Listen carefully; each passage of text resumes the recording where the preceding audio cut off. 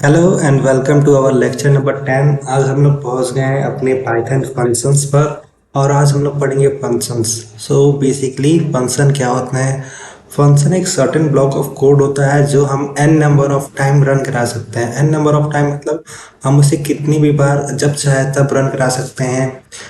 For example एक सम of to number है calculator में, अगर उसे हम चाहते हैं कि हम कई बार उसे फंक्शन प्लस एडिशन फंक्शन हम कई बार रन कराएं, तो उसको हम एक फंक्शन पे डाल देंगे और जब उसको रन कराना होगा तो हम बस उसे कॉल करेंगे और हमारा एडिशन फंक्शन रन करेगा। इसी तरह कुछ हम लोग फंक्शन यूज करते हैं, देखते हैं कि अब हम लोग फंक्शन क्रिएट कैसे करते हैं। Creating in function, VS code open करेंगे। ये हमारा लेक्चर नंबर 9 और यहाँ पर हम लोग फंक्शन लिखते हैं डिफाइन डिफाइन माई फंक्शन।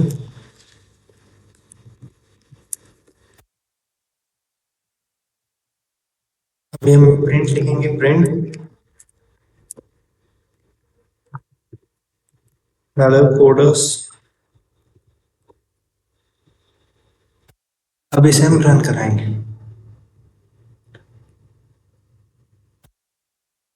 वो रन कराते हैं गाइस। अच्छा, इसे हमने कॉल किया ही नहीं। इसे हम लोग चलिए कॉल करते हैं माय फंक्शंस को। माय फंक्शन कॉल करने के लिए बस हम उसे फंक्शन का नेम लिखना है और उसे कॉल करना है, तो ये कॉल हो जाएगा। हेलो कोडर्स यानी हमारा माय फंक्शन हमने क्रिएट करना सीख लिया और उसे कॉल करना सीख लिया। अब हम लोग ये जानेंगे कि हम लोग ये फंक्शन कितनी बार कॉल कर सकते हैं। हम लोग function n number of time call कर सकते हैं, जब चाहे तब कॉल कर सकते हैं और कितनी बार कॉल कॉल कर सकते हैं। ये हमारे कोड की रीयूजेबिलिटी बढ़ाता है और कोड लेंदी होने से बचाता है। अब हम लोग पढ़ेंगे पाइथन रेंजेस। फंक्शन को अभी थोड़ा रोकते हैं, अब पाइथन रेंजेस पढ़ते हैं। पाइथन रेंजेस होते क्या हैं? बेसिकली रेंज एक फंक्शन होता है जो रिटर्न करता करता है इम्यूटेबल सीक्वेंस ऑफ नंबर्स को। इसके पहले वाले लेक्चर में हमने पाइथन रेंजेस पढ़ा था, लेकिन अब हम लोग यहाँ पर इसको अच्छे से डील करेंगे। चलिए देखते हैं कि पाइथन रेंजेस का मतलब क्या होता है। पाइथन रेंजेस एक इम्यूटेबल सीक्वेंस रिटर्न करता है। इम्यूटेबल सीक्वेंस मतलब जो कि मॉडिफाई ना हो सके। जब उन्हें इनिशलाइज किया जाए उसके बाद वो मॉडिफाई ना हो सके। चलिए अब लोग रेंज क्रिएट करना सीखते हैं। इसको कमेंट करते हैं फंक्शंस को अभी। रेंज में 3 पैरामीटर लेता है। रेंज रेंज लेता है पैरामीटर। पहला उसका स्टार्ट होता है, स्टॉप होता है, स्टेप होता है। ये अपने 3 पैरामीटर्स लेता है और अगर अगर सिंगल पैरामीटर है तो वो स्टॉप पैरामीटर होगा। जैसे कि range 10 x equals to range 10, ये ये स्टॉप पैरामीटर होगा 10। अब इसको प्रिंट कराते हैं, प्रिंट x। तो ये 0 से लेके 9 तक प्रिंट करेगा और 10 इसमें एक्सक्लूडेड रहेगा। रेंज 0 to 10, ये इसका बता देगा कि इसका रेंज 0 to 10 है। अब इसको देखेंगे कि हम लोग और क्या कर सकते हैं। इसका स्टॉप पैरामीटर कैसे देते हैं? स्टॉप पैरामीटर इंक्लूडेड होता है, जैसे 0 लिख दिया ये हमने। ये बाय डिफॉल्ट इसका वैल्यू 0 रहता है अगर हम कुछ ना दे तो। रन करते हैं रेंज 0 to 10, और इसमें हम लोग कोई वैल्यू दे दें तो वो वैल्यू ले दे 2। 2 हो गया रेंज इसका, 2 से 10 हो गया। 2 इंक्लूडेड होता है और 10 एक्सक्लूडेड होता है जब भी हम इसको रन कराते हैं, तो ध्यान रखिएगा। और फिर देखते हैं आगे। अगर हम लोग इसका तीसरा पैरामीटर दें तो स्टेप में काउंट होगा, ये कितने का स्टेप लेगा, यानी 2 के बाद ये कितना स्टेप लेना चाहिए और कितना उसको रन कराना चाहिए, इस हिसाब से। अब हम लोग देखते हैं लिस्ट से, लिस्ट बना के कि कैसे ये रेंज फंक्शन काम करता है। Print list range 5।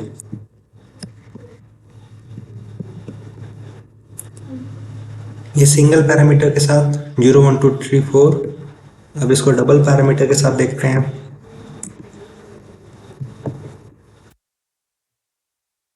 1 से 1, 5, 0 से 4। अब इसको तीनों पैरामीटर के साथ देखते हैं। 1, 20, 3 रन कराते हैं। 1 4 7 10, यानी ये थ्री स्टेप ले रहे हैं, यानी सीढ़ी। मान लीजिए हमारे पास सीढ़ी है, ये उतना स्टेप लेके आगे बढ़ रहा है, हमारा third parameter. Now the slicing ranges. Slicing her sequence पे लगता है, और इसको देखते हैं कि हम रेंज की मदद से कैसे स्लाइसिंग करते हैं। चलिए स्टार्ट करते हैं। मानते हैं आर हमारा रेंज है 10। इसको स्लाइस करना हो तो प्रिंट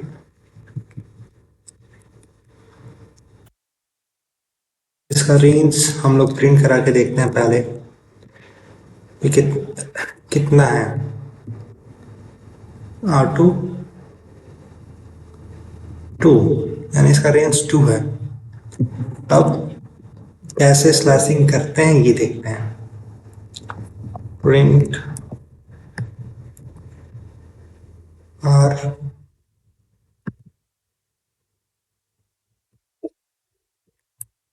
D।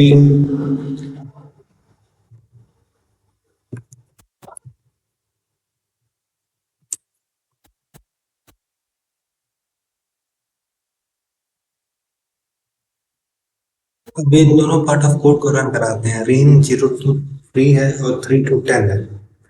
इस तरह से हम लोग स्लाइसिंग करते हैं अपने पाइथन फंक्शंस पर। अब हम लोग मेंबरशिप टेस्टिंग करेंगे कि ये इसका मेंबर है कि नहीं, इस रेंज का मेंबर है कि नहीं। जैसे कि मान लेते हैं इसको कमेंट करते हैं, इनको भी कमेंट कर देते हैं। एक लिस्ट बनाते हैं इक्वल टू लिस्ट रेंज 0, 10, 2। पहले आर प्रिंट कराता है। प्रिंट आर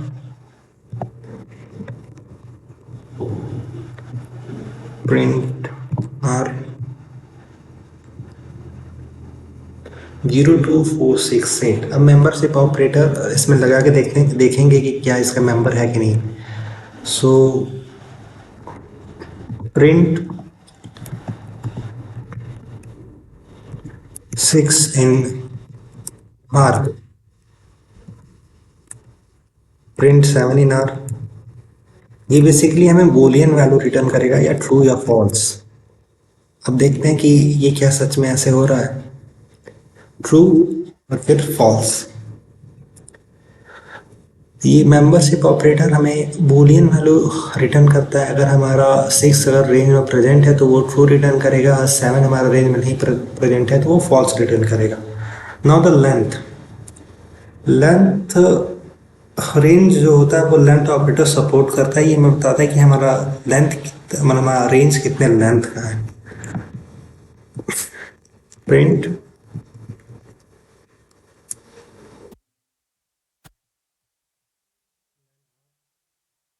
इसे रन कराते हैं 5। सो बेसिकली हमने रेंज छोड़ दिया था, अब हमने, लेकिन इसकी बहुत ज़रूरत थी इसमें, इसलिए हमें आपको रेंज फंक्शन पढ़ा दिया है। अब हम लोग देखेंगे कि हमने फंक्शन बनाना सीख लिया है, हमने फंक्शन कॉल करना सीख लिया है कि फंक्शन कॉल कैसे करते हैं, और फंक्शन का नेमिंग कन्वेंशन देखते हैं कि फंक्शन का नेमिंग कन्वेंशन क्या होता है। वही होता है जो कि हमारा वेरिएबल का होता है।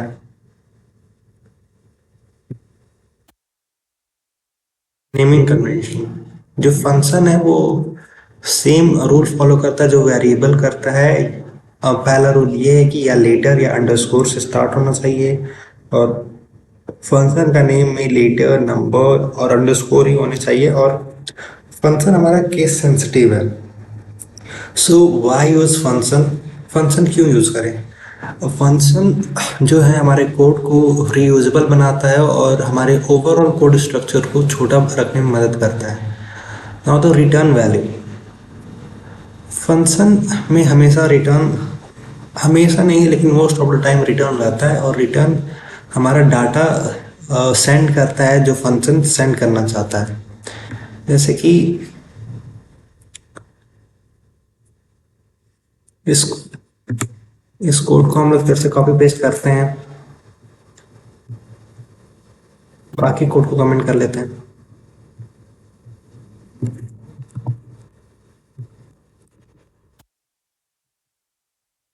इसको कमेंट से हटा देते हैं।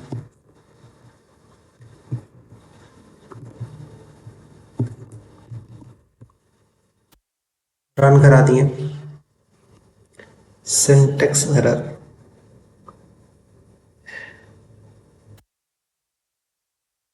Define my function.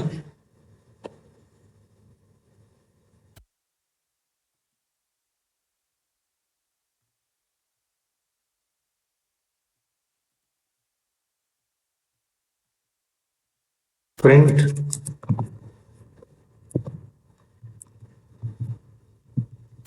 Hi.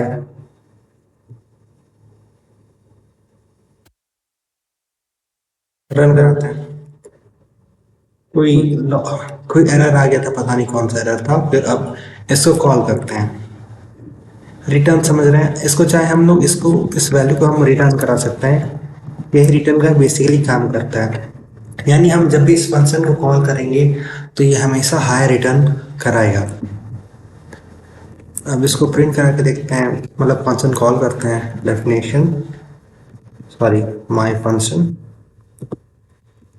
Call करते हैं।